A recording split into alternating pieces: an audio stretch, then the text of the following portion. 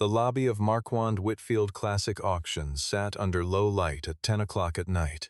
47 cars had been arranged across the preview floor in 2 clean rows, a Bugatti at the far end, 2 Duesenbergs in the center. 11 Ferraris staggered along the right side under individual spotlights that softened against the polished concrete. A janitor in a gray work shirt pushed a cleaning cart between the rows. He did not slow down to look at the cars. He had seen them before. Margot Selfridge crossed the lobby with 2 assistants and 3 VIP buyers in tow. She did not slow down either. She walked past the janitor the way people walk past furniture. She did not look at him when she spoke to her assistant. Get him out of here before the buyers arrive tomorrow. I don't pay $7 an hour for Ambiance. The janitor set the mop down. He crouched. A 6-year-old boy was sitting in the corner of the lobby with a purple cloth-bound book open in his lap. The janitor whispered something too quiet for anyone else in the room to hear. The boy nodded once. That was all. On the wall behind the boy hung an oil portrait of Aldous Whitfield, founder of the company, deceased in 2018. On the facade outside the glass doors, in cut steel letters 6 feet tall, the family name had been mounted in the year the building opened. Margot Selfridge had walked past that wall every day for 11 months. She had not read the name on the wall. The janitor lifted the boy under his arm and carried him out the side door. The boy whispered into his ear on the way past the portrait. Mommy hid herself in here. I find her every page. She had not read the name on the wall. That was the first mistake.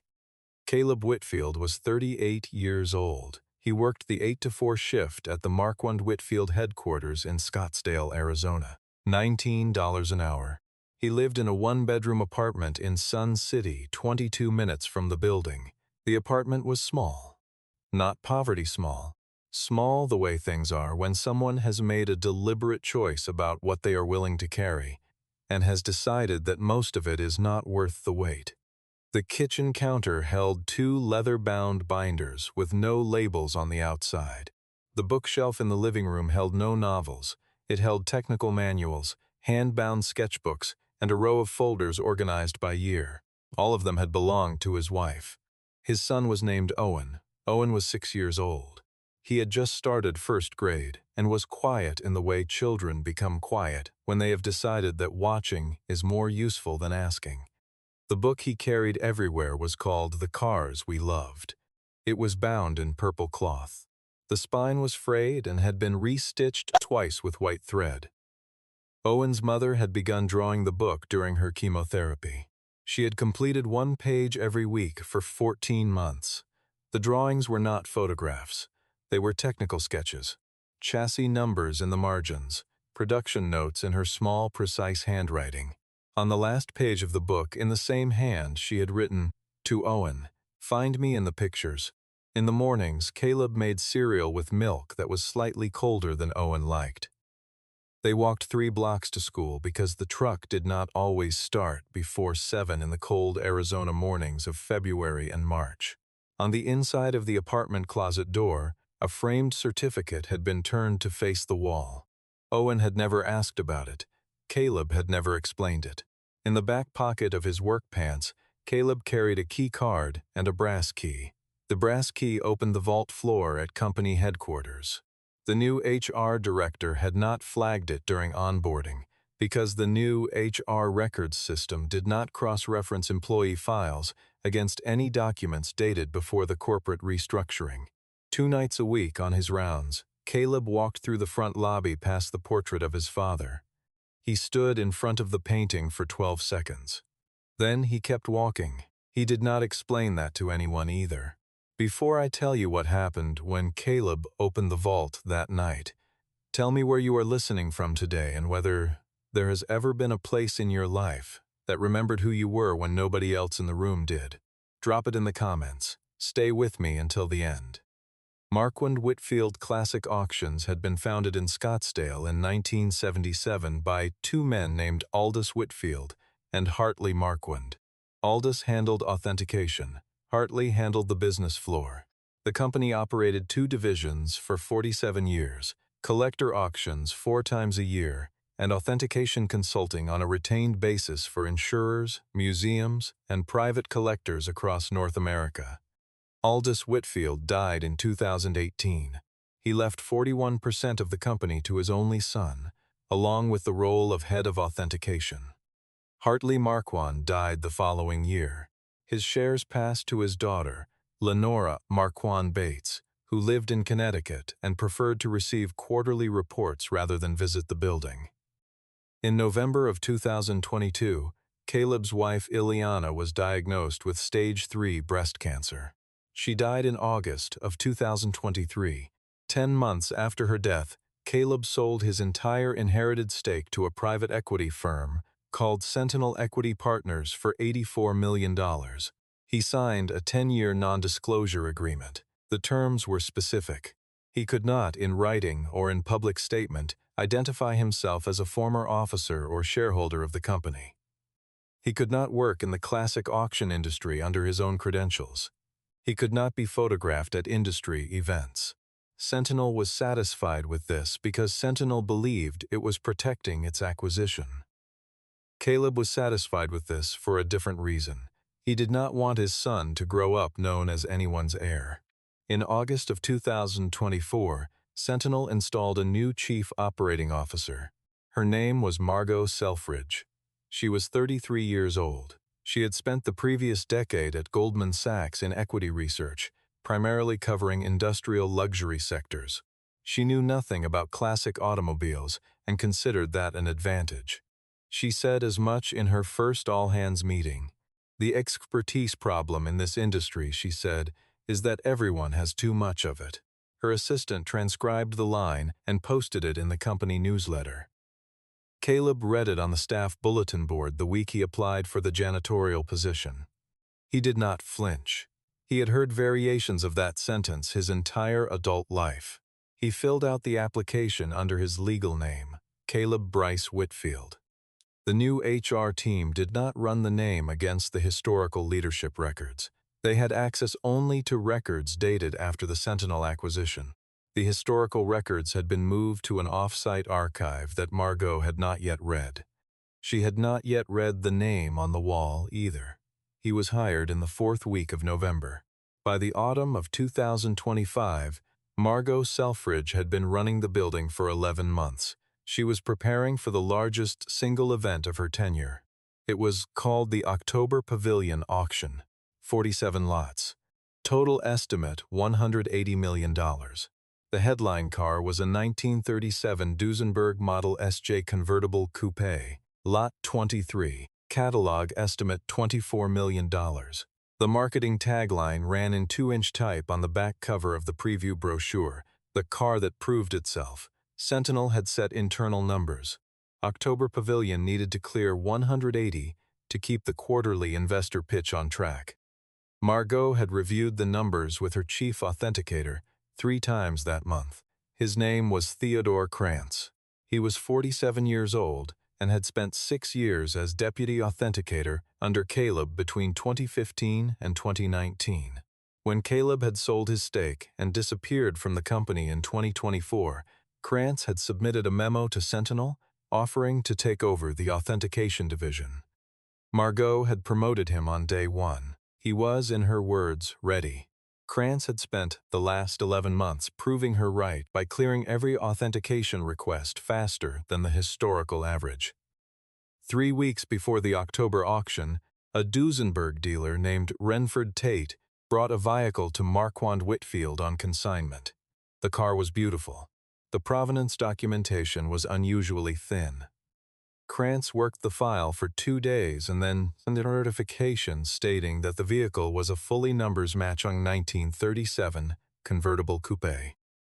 Tate's commission would be 8% of hammer price. Krantz's commission would be $400,000 if the auction cleared the Sentinel target. Margot had told him this directly. She had also told him that the next title at Marquand Whitfield would be Chief Operating Authenticator, a new title, created for him. Krantz had not asked any further questions about Lot 23. He had not asked because he had already chosen not to know. The preview catalog went out 9 days before the auction. Margot had distributed it to every employee, including janitorial staff, in what she described as a team moment.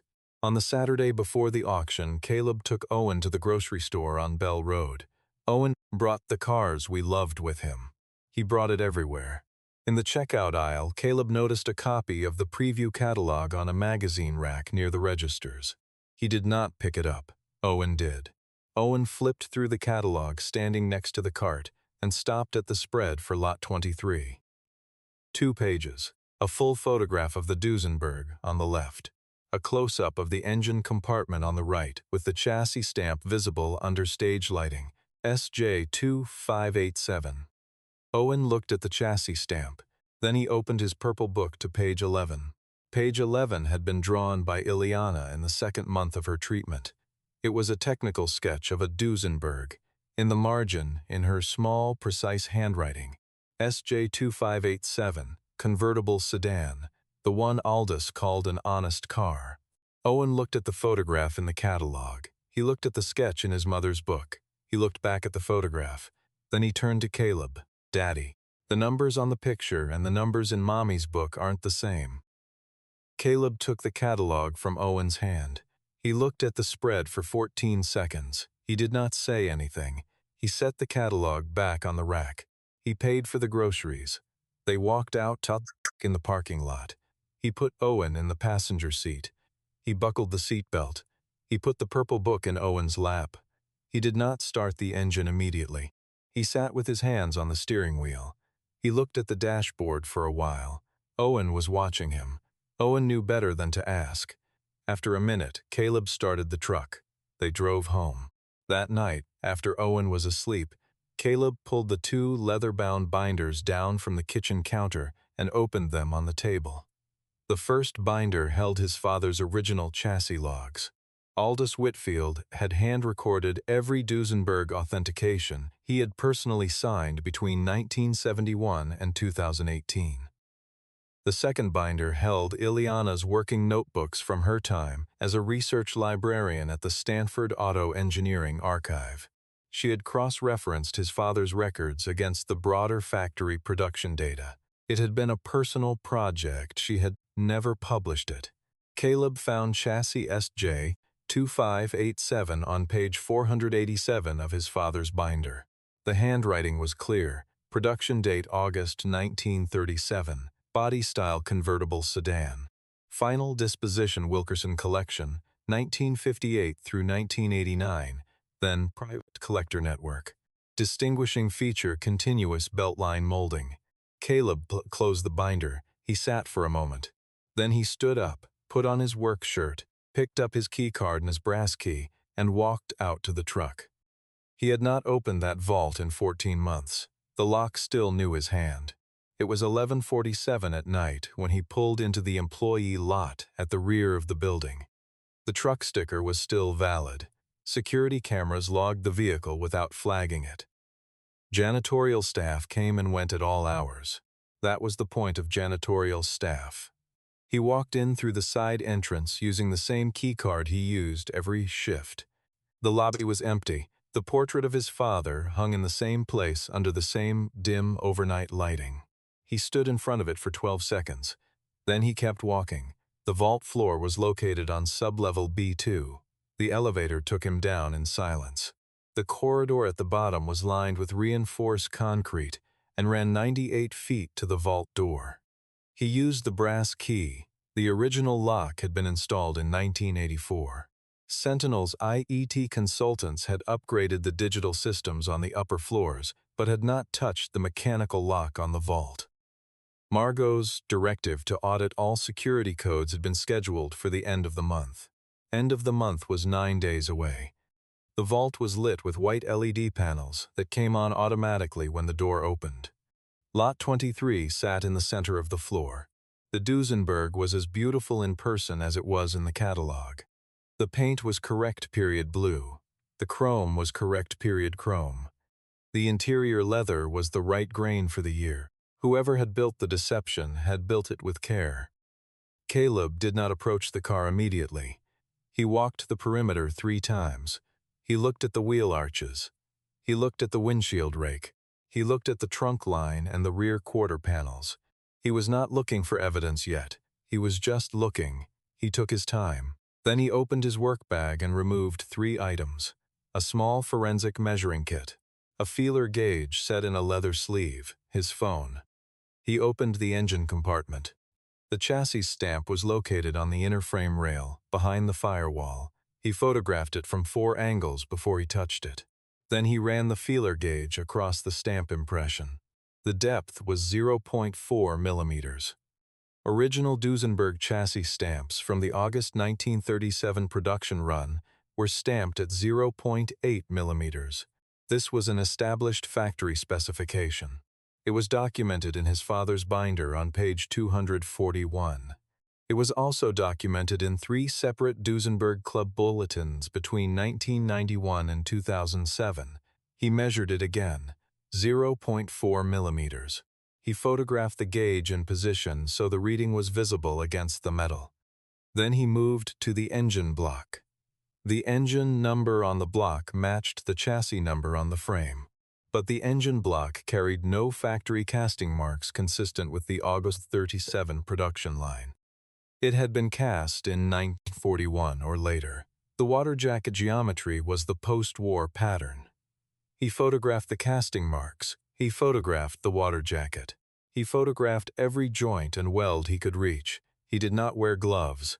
He did not use a cloth. He left fingerprints on the chassis rail, on the engine pad, on the inner fender, and on the underside of the hood. He wanted it on record that he had been there. He wanted it on record that he had touched the evidence. He was not hiding anything. He had nothing to hide from. It took 47 minutes. 47 photographs from 47 angles. When he was finished, he straightened up and looked at the car for a long moment. It was a good car. It was just not the car the catalog said it was. He left his prints. Then he opened his work bag again. He took out the purple cloth-bound book. Owen had not noticed it was missing. Caleb had borrowed it carefully after Owen fell asleep, replaced it on the pillow with the spare workbook Ileana had used for Owen's preschool drawings, and slipped the cars we loved into the inner pocket of his bag. He opened the book on the fender of the Duesenberg. He turned to page 11, Ileana's sketch, SJ 25887. Convertible sedan, the one Aldous called an honest car. Caleb laughed when he saw it. The handwriting was the same handwriting that had written the note on the last page. To Owen, "Find me pictures." She had drawn the original car from a photograph Aldous had taken in 1996. Aldous had authenticated the original car for the Wilkerson collection. He had taken Ileana with him on the trip. She had been 26 years old. She had not yet met Caleb. She had drawn the car in her field notebook before she ever knew the man whose family name was on the building she would one day marry into. Caleb did not cry. He was not that kind. He placed his right hand flat on the page for 8 seconds. Then he closed the book. He put it back in his bag. He did not put it back roughly.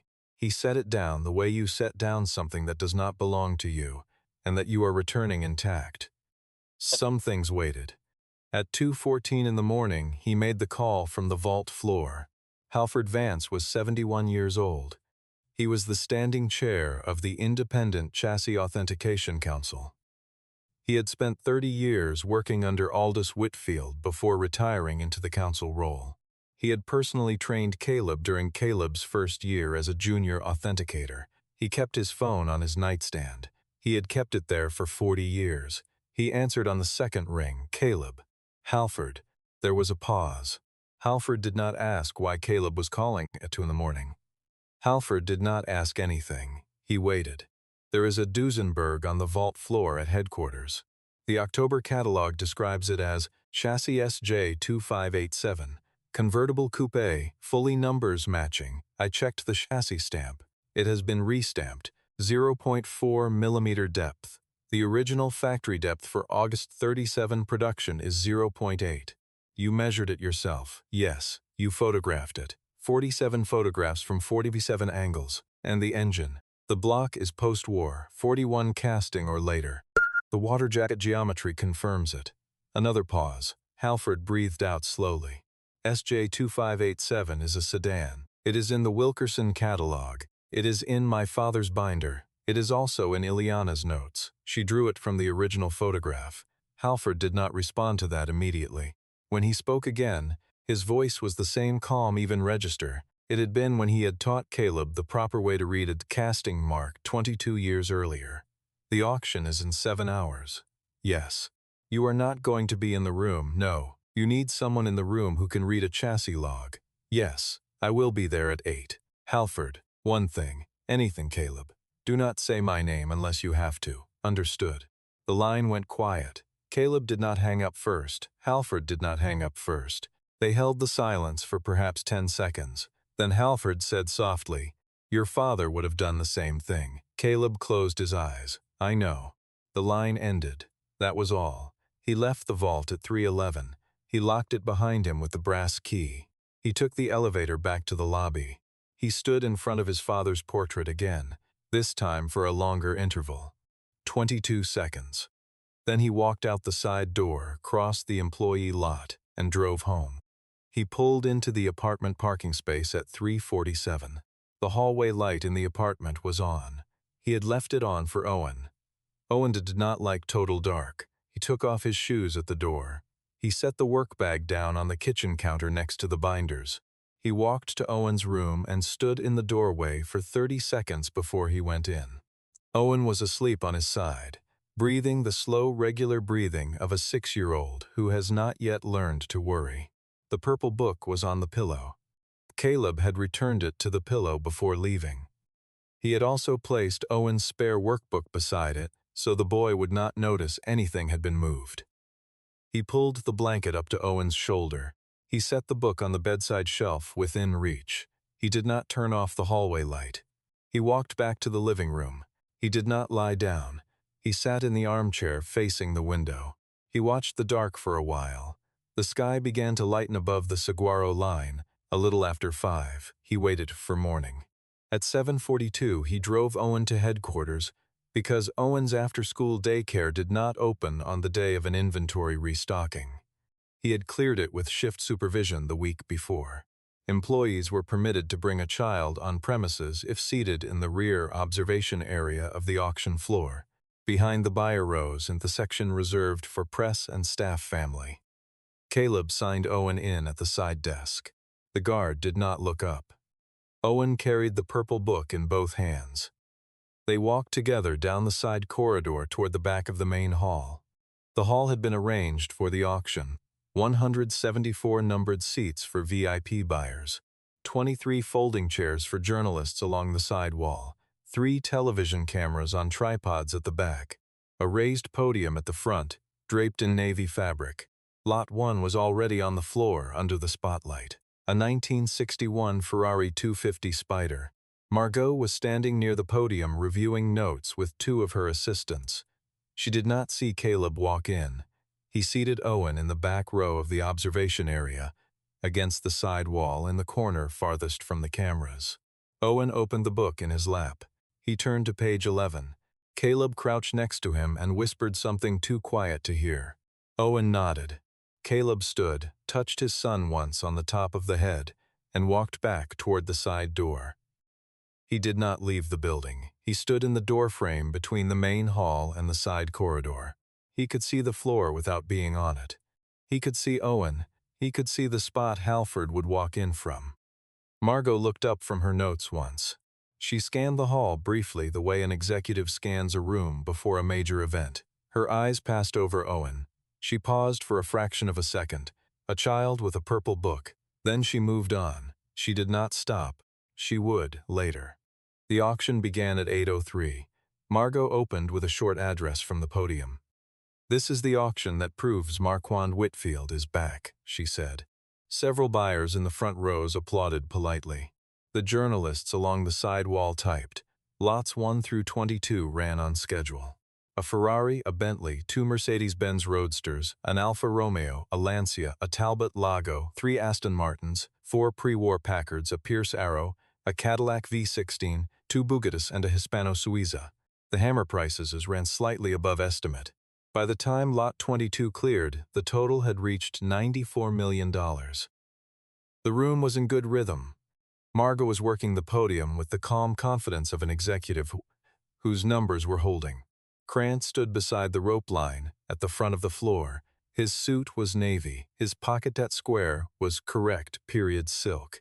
He looked the way an authenticator was supposed to look at the height of his career. He had not slept the night before either. He had not slept because his bones had been deposited in escrow that morning, conditional on the auction clearing target. He had not slept because he had been awake at 3 thinking about Renford Tate.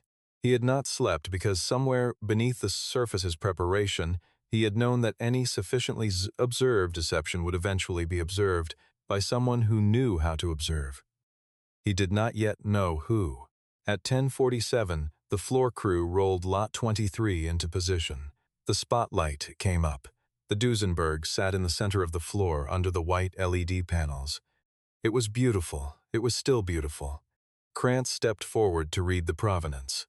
He read it the way he had read it 12 times in rehearsal. Chassis SJ2587, August 1937. Convertible coupe, fully numbers matching, documented chain of custody. His voice was steady. Margot moved into position at the podium. She struck the gavel once, opening at 12 million. A paddle went up in the third row. A second paddle went up 4 seats down. The said door at the rear of the hall opened. Halford Vance walked in. He walked alone. He was carrying a brown leather notebook under his left arm. The notebook was creased along the spine. It was the original chassis log Aldous Whitfield had hand-recorded between 1971 and 2018. Halford walked the center aisle. He did not walk quickly. He walked the way an old authenticator walks down a hall he has known since he was a young man. The buyers in the front rows turned to look. A few journalists turned. Margot did not recognize him. Krantz did. Krantz went pale. Halford reached the podium. He set the notebook down on the surface beside Margot's gavel. He did not pick up the microphone. His voice had been trained over 40 years to carry without amplification. He looked at Margot, not at the room. He said it flatly. The chassis log doesn't match. The hall went still. Margot did not understand immediately.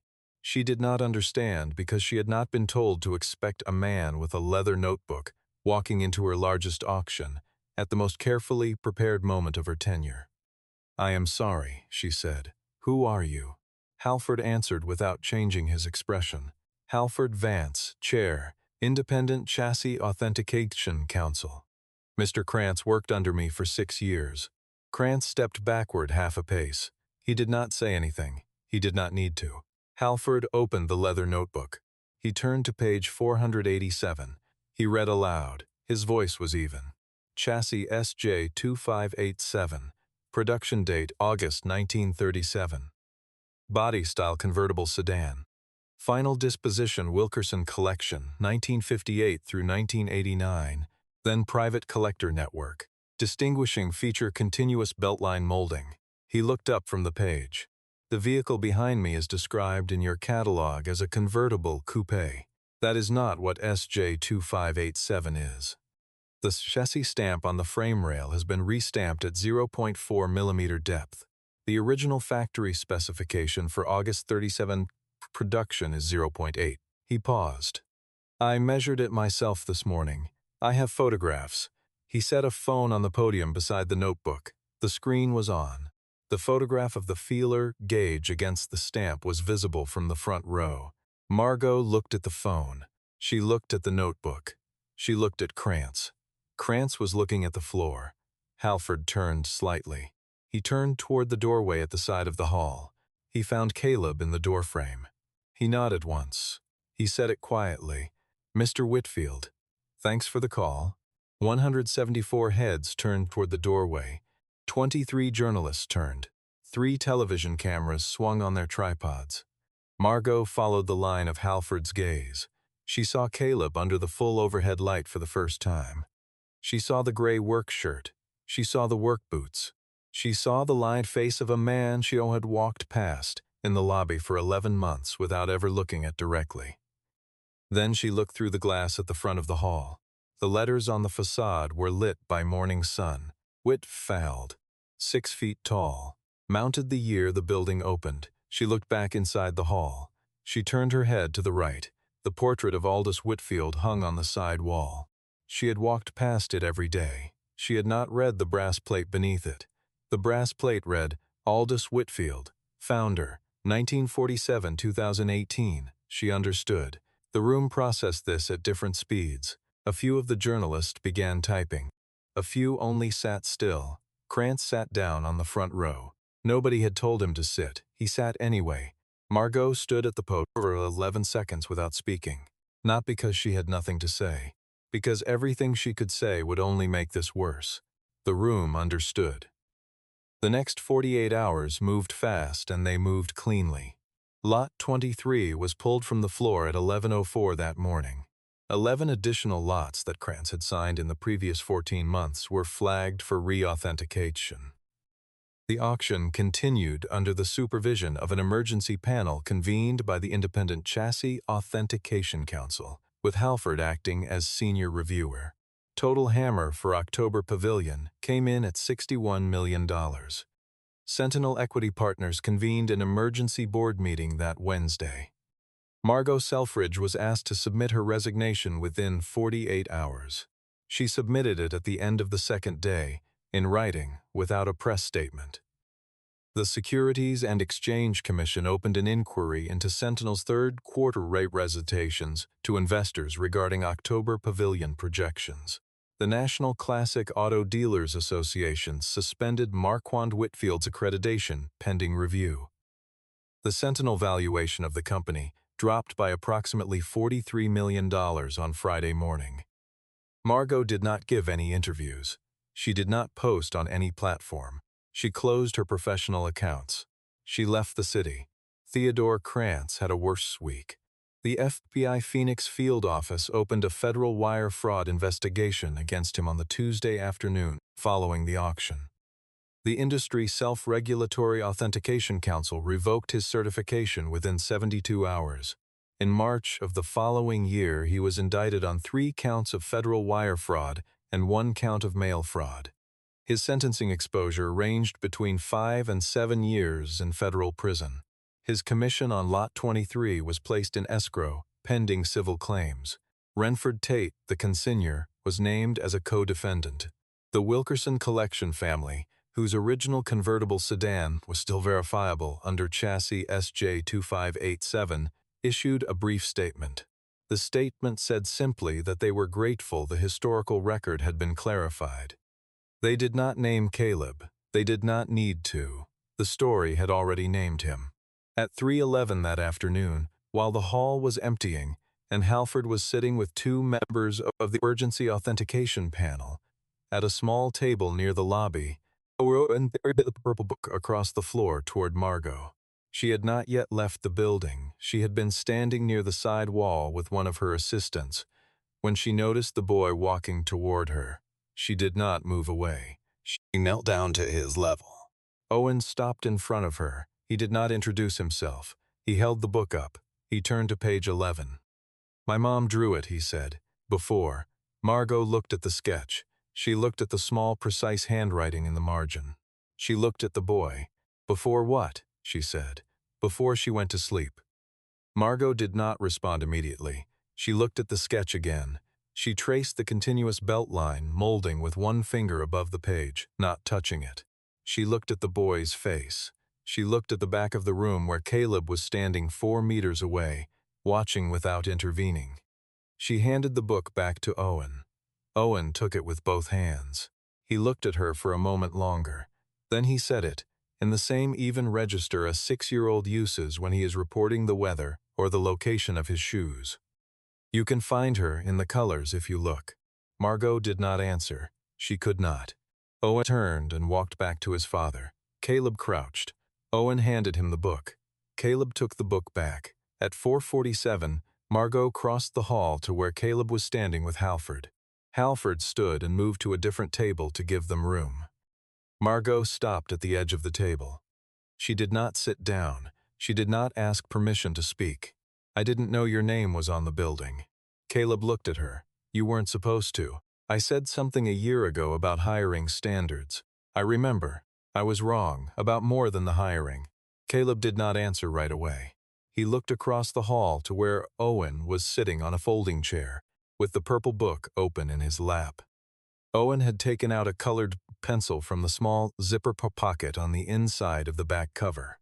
He was drawing in the margin of one of the pages. Caleb watched him for a few seconds. Then he looked back at Margot.